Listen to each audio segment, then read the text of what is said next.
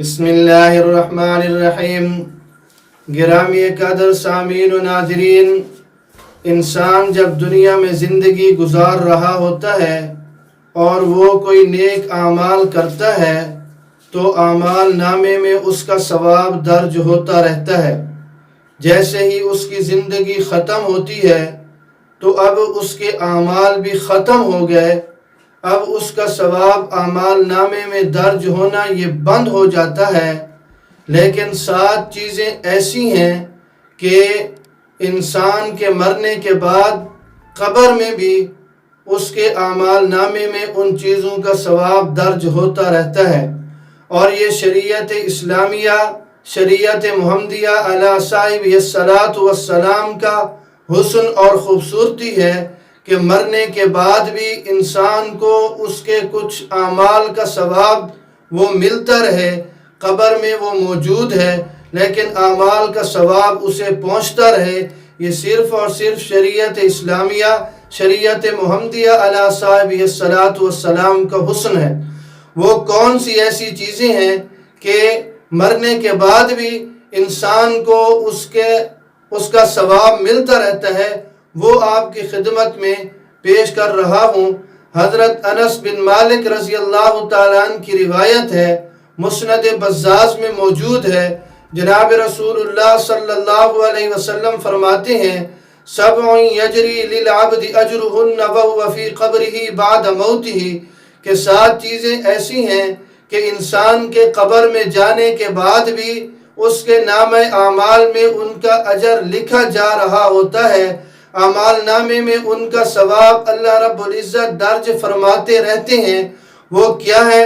سب سے پہلی چیز، من علم علما، کہ جس نے کسی کو علم سکھا دیا، دین کی کوئی بات پڑھا دی۔ ایک روایت میں وَنَشَرَ کے الفاظ ہیں کہ دین کی نشر و اشاعت کا وہ سبب بن گیا۔ کسی کو علم کا کوئی باب سکھا دیا، قرآن مجید کی کوئی آیت سکھا دی، نماز یاد کرا دی، کوئی دعا یاد کرا دی، نماز کا طریقہ سکھا دیا، یا اسی طرح کوئی کتاب تصنیف اور تالیف کر دی کہ لوگ اس سے فائدہ اٹھاتے رہتے ہیں، تو فرمایا کہ یہ ایسی چیز ہے کہ انسان تو چلا جاتا ہے، قبر میں ہوتا ہے، لیکن ان اعمال کا ثواب اسے پہنچتا رہتا ہے۔ نمبر 2، او اجرا نہرن، لوگوں کی ضرورت تھی پانی، لوگ مشکل میں تھے، پانی ان کے پاس نہیں تھا، اس نے لوگوں کی ضرورت کا خیال رکھتے ہوئے انہیں پانی مہیا کرنے کے لیے کوئی نہر بنوا دی۔ او حفر بئرن، یا جانوروں کی ضرورت کے لیے، انسانوں کی ضرورت کے لیے اس نے کوئی کنواں بنوا دیا۔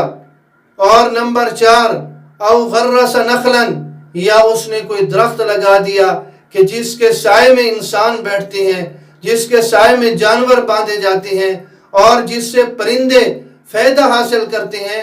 تو چوتھی چیز یہ ہے کہ غرس نخلا، اس نے کوئی درخت لگا دیا۔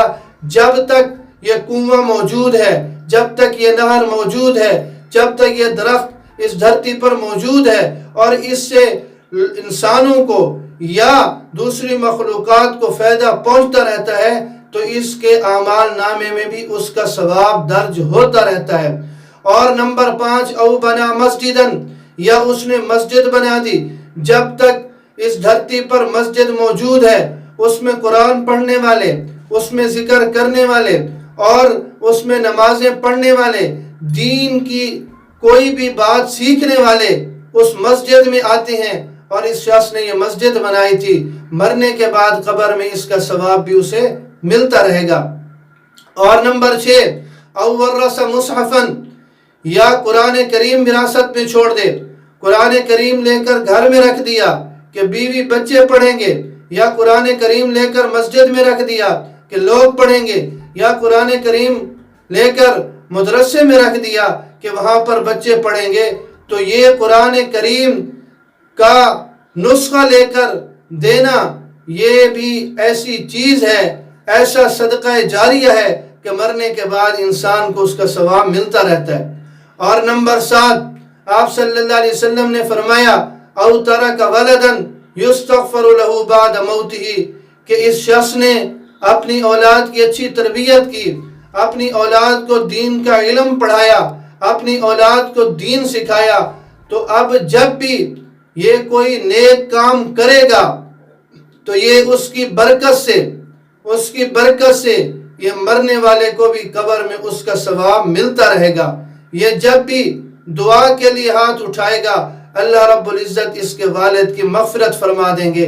تو بطور خلاصے کے آخر میں پھر عرض کرتا ہوں کہ 7 چیزیں کون کون سی ہیں۔ پہلی چیز ہے کہ جو کسی کو علم سکھا دے، دوسری چیز کوئی نہر بنوا دے، تیسری چیز کوئی کنواں کھدوا دے، اور چوتھی چیز کوئی درخت لگوا دے، پانچویں چیز مسجد بنا دے، اور چھٹی چیز قرآن کریم کا کوئی نسخہ وہ لے کر کسی کو دے دے، اور ساتویں چیز کہ پیچھے نیک اولاد چھوڑ جائے۔